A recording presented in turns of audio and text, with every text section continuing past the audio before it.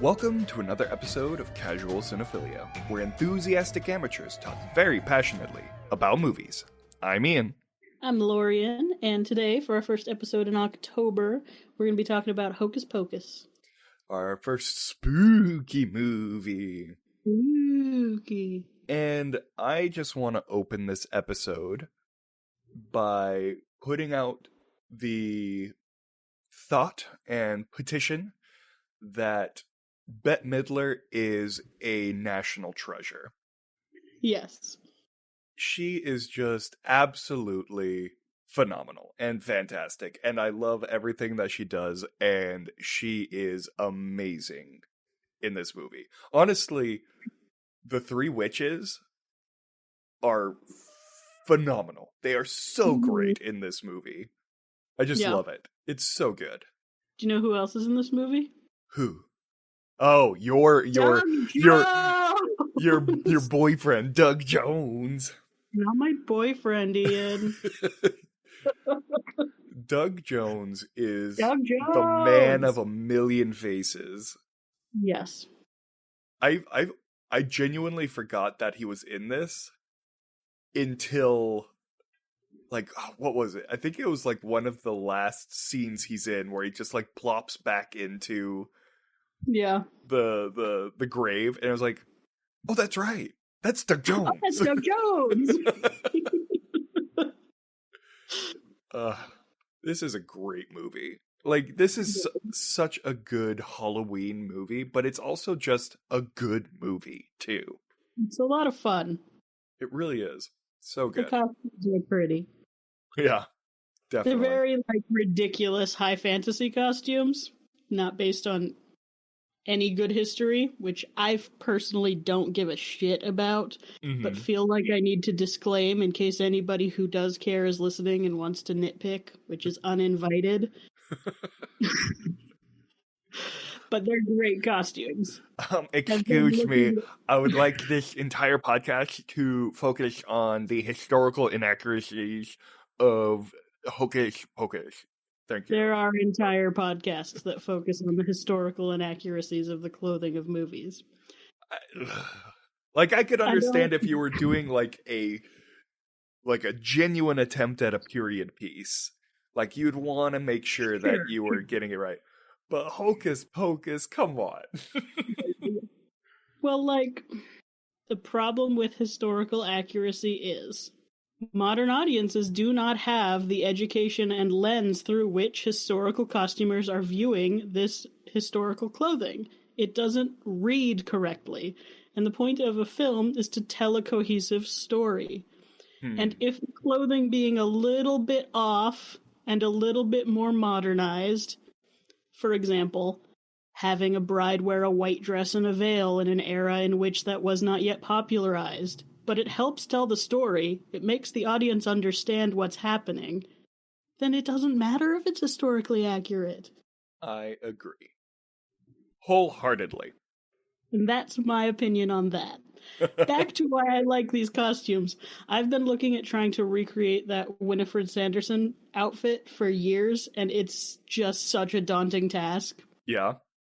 Why so? I've never seen it done well, because it's like silk velvet that's like tie-dye-ish, but also has like designs dyed into it, which is just technically very difficult to do and expensive to do. And even the ones they're using in like Disney's own properties are bad recreations of what must have been a pretty involved costume to make for the movie. Interesting. I've been watching a lot of videos of like drive-through Halloween attractions. There are a lot of them happening in like the LA area and the Orlando area because, you know, people know where they can find actors who want jobs. Fair enough. There's an ABC Family one that ran for a while, and they had a lot of Hocus Pocus stuff happening in it, and the costumes they used they looked like they bought them at Spirit Halloween. It was like, you own the IP for this movie. Yeah. Why are these costumes so bad? That's so weird. That'd be like Disneyland, their princesses being in a terrible costume from Halloween City or whatever. Right. Or Party Exactly. City. Yeah. It was very strange. How weird. So, on the note of fashion, though, the 90s were a dark time for fashion. Yeah. Just, like, the only one who looked normal, I think, was the love interest. What was her name? Allison. Like, she was the only one who looked normal. Everyone, like, the bullies, oh my god. Ice. What was it? Yeah. Ice and I need to pull it up. Where is it? Where are their names? They're so I only wrote Ice because it's carved in the back of his head. Ernie, Ice, and Jay. Jay yeah. And Ice, yes. It just what is the name of that hat? That leather hat that was everywhere in the 90s. I don't know. It's just a dumb little hat. It's just such a weird fashion statement. So much plaid everywhere. Oh man! Don't dish on the plaid. I mean, I'll put on I'll rock a flannel. Like I'm down for some plaid, but there's just something about the way the 90s did plaid. Yeah, the light, slight acid wash jeans. Denim everything with plaid. Just like, what is going on here? It was like, I think it was because it was just that awkward transition between the craziness of the 80s to the subdued 2000s that the 90s were just so weird. Well, the 90s were the punk fashions of the 80s turning mainstream. That is true. Plaid and grunge stuff from. It's just a watered down version of all of the insanity. Watered down insanity. Yeah. That's a good way to explain grunge as a fashion movement. Oh, I like it. So, back to the movie. This movie is a lot darker in its undertones than I remember it being. Like, they flat out tried to murder everyone in the town. Like, it opens everyone. With them murdering a child. Yes. And then the goal continues to be murdering children. The whole movie. Like, it had been a while since I had watched this movie. Sure. And so my, recollection was of the goofy moments. Yeah, yeah. And come on. Yeah. I love the cockeyed mouth. He's like, I smell children. It's like, oh. So funny. But like, underneath the funny is a really dark story. Yeah. Yep. Oh man, so funny though. This movie is timeless. It's it's a classic comedy and it is so funny. Like the scene that always comes to mind is when they step out onto the road and it's like, 'tis firm, 'tis rock. Like on the asphalt. It's just so funny. The three witches make this movie. Yeah. Because I think it does suffer from the 90s child actor issue. Like, I am better at overlooking things, but Max, as a character, is borderline insufferable to me. Yeah, he's the worst. Like, the little sister, she's fine. She's spunky. She's fine. Allison, fine. But Max was just insufferable. I also love that Max's main cool guy move is basically screaming to the world that he's a virgin. Yeah. And being like, look how cool I am. Oh, I did really like his angsty drum kit session. Yeah. Like Yeah. getting so frustrated at his little sister. I need to hit the drums. I also think we need to address the real villain of this story, and that would be the man who impersonates a police officer to panic Right, children. right.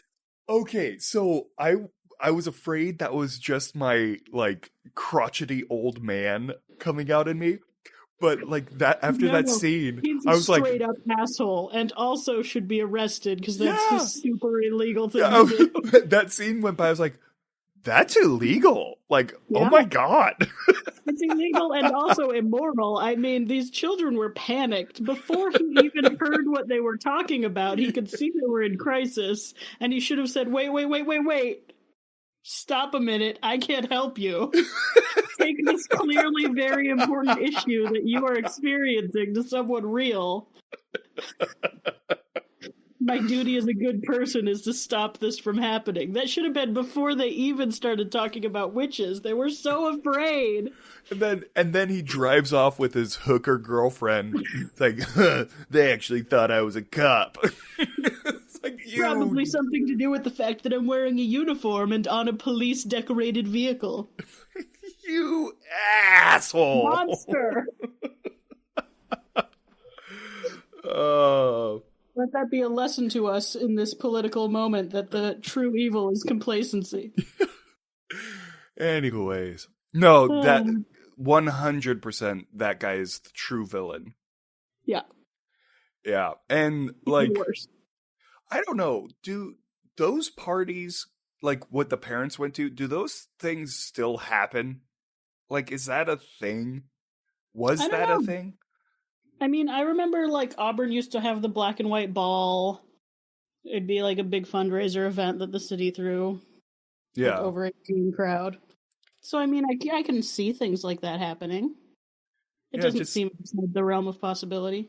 It just seems like since we've grown up, like even like taking 2020 and COVID and all that stuff out of it, like I don't remember like becoming an adult and being like, hey, there's a Halloween party or whatever. Like you hear about the things on like the radio of like, you know, but I always considered those things like concerts or whatever. So I don't know. I guess I'm just not cool or hip enough to go to a... You're not rich enough to get invited to fundraising things. I assume that party may have been a fundraising thing, because that is, in my experience, the only way I've seen cities throw big parties is if they're like a fundraising event. That's fair. Oh. Uh-huh.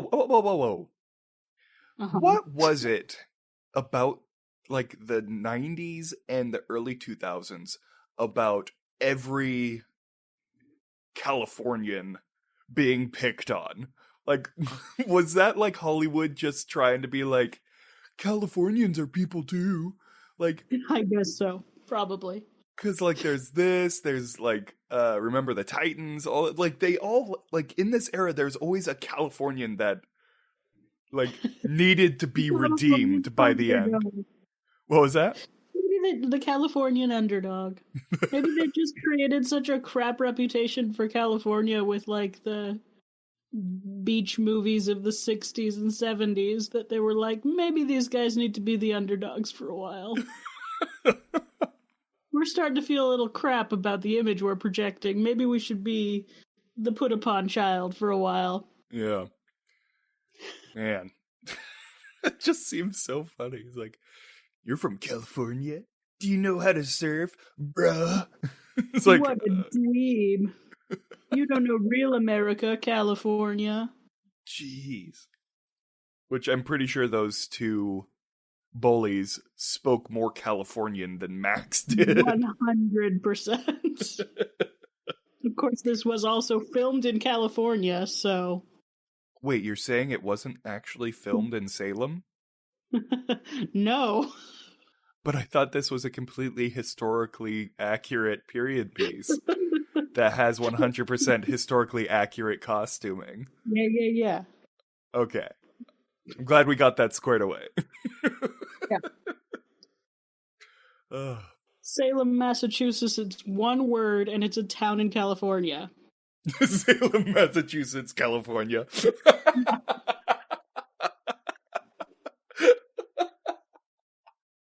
That would be amazing. It would also explain the wonderful weather that they're having at the Right? very end of October. Right? Well, when I think of, mid-fall of the Upper East Coast, my thought is, mid to high 70s, Yeah.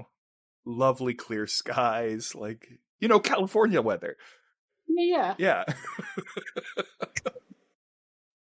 Sorry, I just had to plug my phone in. Hopefully it didn't mess anything up. It just went click, Click. Sorry. click. No, you're good. I just deleted all of the previous bits of this episode. Damn so. it. So, welcome to another episode of Casual Sonata. Oh, Oh, God, not again. yeah. Can only handle that once a day. I've been editing my own voice for the past 2 weeks. Welcome to my hell. I was apologizing to you, Ian. You interrupted my apology. No, that wasn't directed at your voice. That was so annoying to edit. Because I make my consonants too crisp and they pop the mic. I don't have enough of a screen in front of my mic to stop it, and so I have to manually edit out every single one. Not going to lie, I should probably apologize to our listeners because it's gotten to the point where I just don't give a fuck about the pops that you make. I don't even edit them out anymore. So, if you've noticed a decrease in quality of sound coming from... It's just the effort level. It's just me giving up on life. No, but seriously, for the first, 60 episodes, I know we're only on like episode 70 something or 80 something. My voice is not a good one to listen to. And I apologize again to our listeners. I mean, I'm over the sound of my own voice. I don't love it, but I'm over it. I've been doing this long enough. I do listen to these episodes. I don't have to edit them, but for the most part, I listen to them before I post them. Well, the thing is, in my head, my voice is much deeper and manlier. And when I hear it recorded, it's not. Something very strange has just happened with my phone speaker. Well, you sound better now. I don't know what you just did, but you sound better. I didn't do anything at all. It's suddenly no longer putting your voice through my speaker, though. Oh? I'm just hearing you through my call speaker. Well, that's Even though awkward. It says it's very strange. Can you hear me clearly enough, though? Yeah. It's just weird. Okay. Well, Okay. your sound quality just went up significantly, though, so That's I'll keep it. bizarre. I And did literally nothing. I think I'm going to keep all of that in the episode so people hear how retarded our recordings are sometimes. I have a notebook I was sketching on earlier, and then my purse, a book I bought for my mom, and then another sketchbook, and then my phone is sitting on top of that, and that's my recording setup. Nice. Yeah. What's terrible is I've spent hundreds of dollars to have a high quality recording set up for us, and fucking COVID makes it so we can't use half of it. Yep. Ugh. Anyways, wear a mask. Please. Ugh. So, What were we even talking about? I think Hocus Pocus. Sure. Yep. Wait a second. Are we still recording? Yeah, You're definitely getting my audio? totally, 100%. Discord is frozen for me. Oh, this is My exciting. timer is frozen at 28:43. Well, Which this, probably coincides with when my sound quality changed. yeah, that tracks. Okay, I guess that we'll just keep doing this until I get dropped. Yay! High quality entertainment. Something's happening. It says it's connecting. Well, by the fact that we're Okay. still able to talk, I'm assuming it was successful. It's still trying, so we'll see.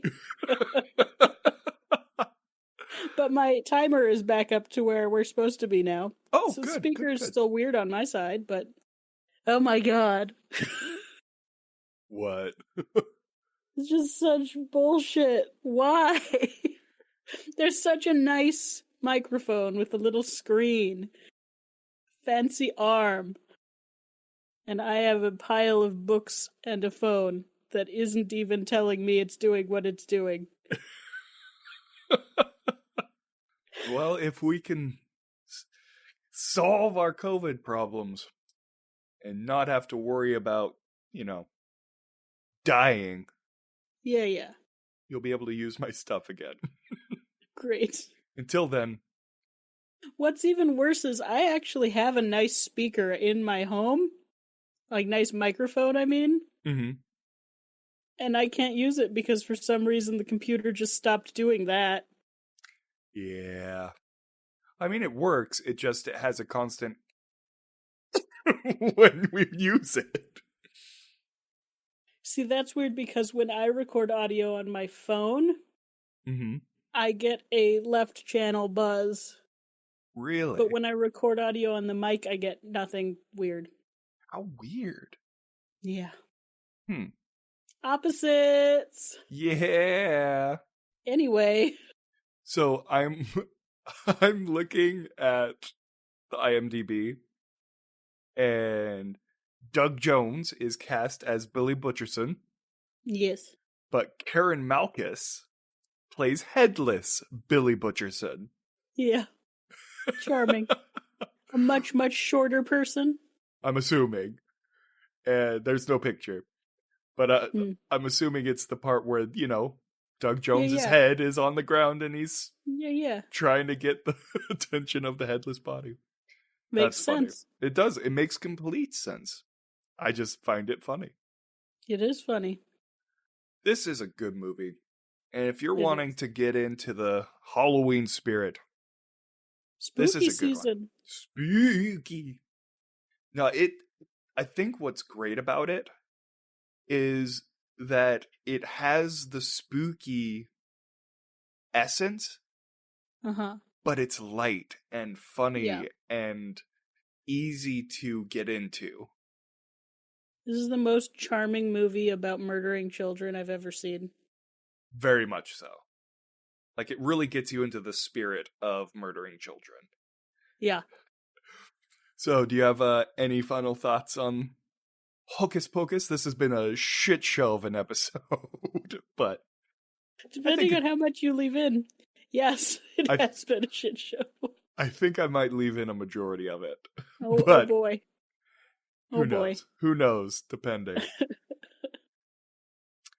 I don't really have any final thoughts. I mean, it's a lot of fun. My mom wanted to name our cat Binks when I was a kid, and I was like, no, not cool. So we named it Neo. There are only so many good pop culture names for a black cat. That's true. What else? Is that about it? I mean... For what? Naming a black cat, pop culture-wise. Oh, I'm sure there are a million names. But, the ones that were in my mom's sphere. That's fair. Very fair.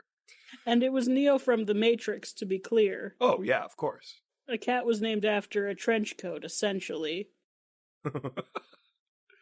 I mean, I guess it'd be inappropriate to name a black cat Morpheus, huh? That's shaky ground at best. Yeah, probably, huh? I'll avoid it. Good choice. No, what was it? If I ever get a cat, I would name him Steven Tiger, which What? is Steven Tiger, and I would call him or Stuben Tiger. That's what it was, Stuben Tiger, and I would call him Stubby. As Stuben Tiger is German for living room tiger. Ah, excellent, excellent. Yes. I want to get a hairless cat and name it Fatty Lumpkin. Jesus Christ. After Tom Bombadil's pony from Lord of the Rings.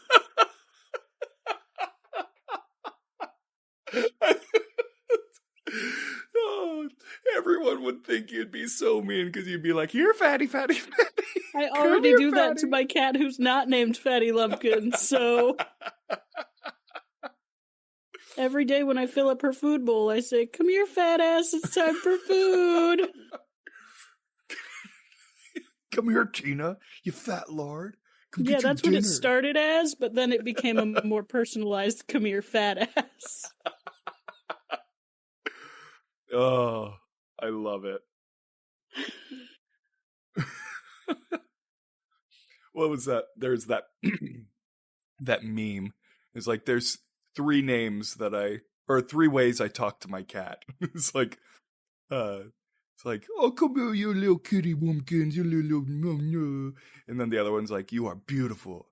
You are a leopard in the night, graceful and elegant. And then there's finally, it's like, you benevolent gargoyle, get off of my furniture. It's so funny. I never tell my cat she's a graceful panther. I only ever call her Stinky or Fatty. I don't even use her name. Oh, I sometimes call her Dumbo. or Cortana. She's fine. She loves it. She doesn't speak English. I say it in a loving tone, and that's good enough. She's like, yes, I am Dumbo. I am your Dumbo. Yes. She ruins all of my furniture, so it's revenge. Fair enough. So my final thoughts on Hocus Pocus. Yeah. As much praise as I send towards Bette Midler, the makeup department on the way they did her lipstick and the way she purses her lips creep me out so much. Like they're like full on like red queen of hearts level I have lipsticks. some advice for you. Okay. Should you ever get a hold of a time machine, do not go back to the fashionable, young, jazzy parts of the 1920s. Was that a fashion moment? Yes. I mean, this is a more exaggerated version, but yes. Oh man, I think it's the way she would purse her lips and like bug her eyes out. That is just like, ugh, it's so unsettling. Makes you think she might be trying to murder children or something. Almost. Did I mention that this movie really gets you in the mood to murder children? Like you did. Okay, good. Because it's a great movie, you know? Easy watching. Makes you want to suck the lives out of little children. Oh. Deep lore theory here. You ready? I'm ready. I always wondered why the two sisters who got launched into the air exploded, whereas Winifred turns to a statue. Why didn't the other turn to a statue? And I figured it out. Okay. You ready? Yep. She had more power than the other two because she was already starting to drink the life force of Max. So she had drank some of it, and so she was stronger, able to resist longer, and instead of her body like spontaneously combusting like the other two, it fought back and petrified instead. Nice. That's a film theory. Hooray! Oh, it's a man. rock fact. Rock fact. Have you watched Over the Garden Wall? I have, yes. Good. And it is charming and delightful. And also something that can be watched in the spooky season. Yes, it's a good spooky show. Yeah. All right, so should we talk about what we're watching next? Yes. Why don't you tell us what we're watching next, I Ian? will, because it's my choice for the spooky season. Next episode, we are watching Shaun of the Dead. Yes. And I can't wait, because it's one of my all-time favorite movies, and it's a great spooky season movie. Spooky season.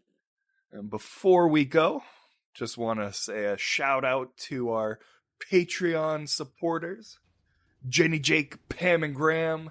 You guys rock. Jenny, Jake, Pam, and Graham. Jenny, Jake, Pam, and Graham. Yeah. And again, if you'd like to support us in any way, come visit us on patreon.com/casualcinephilia. We post a lot of stuff on there for free to look at that relate to the episodes. So even if you don't want to support us financially, go over there and see some of the things we post to kind of give context to what we're talking about in the episodes. Yeah. Anyways, this has been another episode of Casual Cinephilia. We'll see you in the next one. Bye.